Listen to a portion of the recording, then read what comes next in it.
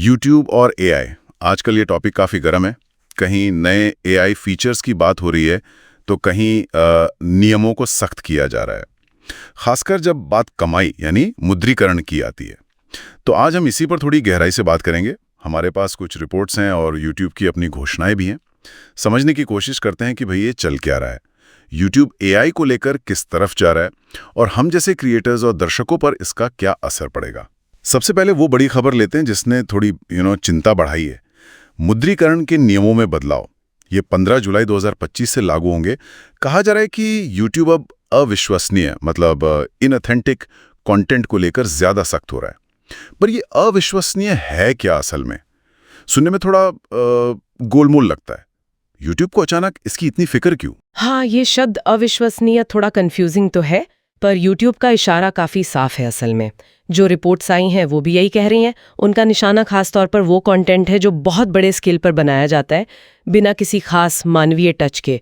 सोचिए जैसे वो वीडियोस जिनमें बस एआई आवाजें हैं, स्टॉक क्लिप्स हैं और मतलब कोई ओरिजिनल आइडिया या मेहनत नहीं दिखती। लगता है यूट्यूब अपनी पहचान बनाए रखना चाहता है, एक प्लेटफॉर्म जहां असली लोग, असली क्रिएटर्स हों, ना कि सिर्फ एआई बॉट्स। और हाँ, इससे विज्ञापन देने वालों का भरोसा भी बना रहता है। अच्छा, तो मतलब ये सिर्फ एआई के इस्तेमाल पर रोक नहीं है, बल्कि इस पर है कि एआई का इस्तेमाल कैसे हो रहा है। यानी अगर कोई क्रिएटर एआई टूल्स यूज कर रहा है, मान लीजिए वीडियो बेहतर बनाने के लिए या रिसर्च के लिए या एडिटिंग में, पर उसमें उसकी अपनी आवाज है, अपना नजरिया है, तो फिर ठीक है, कोई चिंता वाली बात नहीं। हाँ, बिल्कुल सही पकड़ा आपने। यूट्यूब ने यही साफ किया है। एआई एक टूल हो सकता है, एक हेल्पर, लेकिन वो क्रिएटर की जगह नहीं ले सकता। अगर वीडियो में क्रिएटर का अपना कुछ है, कमेंट्री, अनोखी जानकारी, कहानी कहने का अंदाज, तो एआई यूज करने में कोई प्रॉब्लम नहीं। ये कदम असल में उस टाइप के कंटेंट को रोकने के लिए है जो बस सिस्टम का फायदा उठाने के लिए बनता है, जिसे हम स्पैम कह सकते हैं एक तरह से। तो क्रिएटर्स को बस ये ध्यान रखना है कि वो एआई के पीछे छिपे नहीं, बल्कि उसे अपनी क्रिएटिविटी बढ़ाने के लिए इस्तेमाल करें। अपनी छाप छोड़ना जरूरी है। समझ गया। ये तो हुई कमाई और क्वालिटी की बात, लेकिन एआई का असर यहीं खत्म नहीं हो रहा।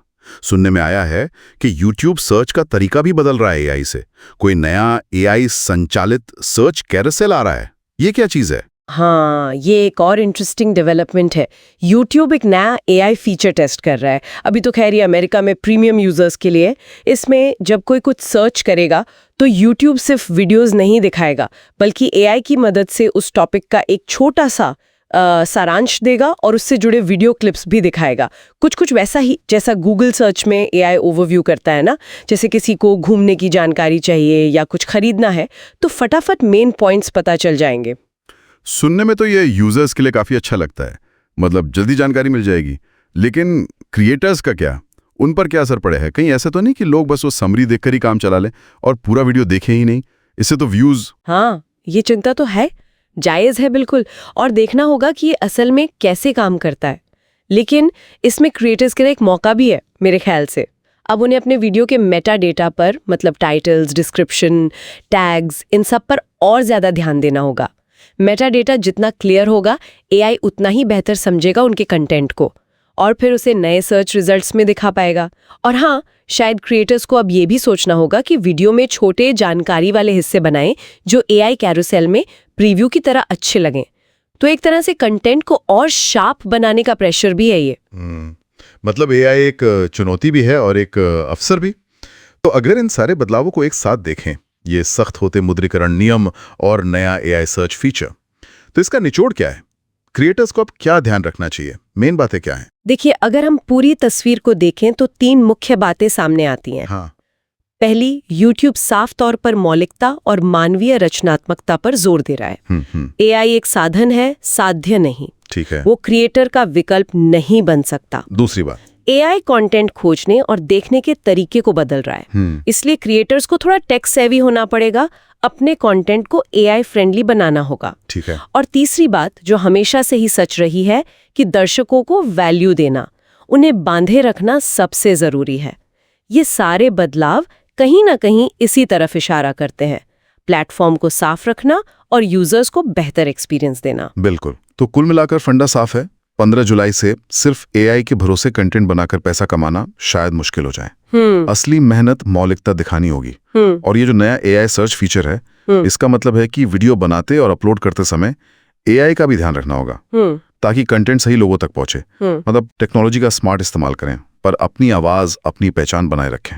और हाँ, जाते जाते एक सवाल सोचने के लिए छोड़ जाती हूँ।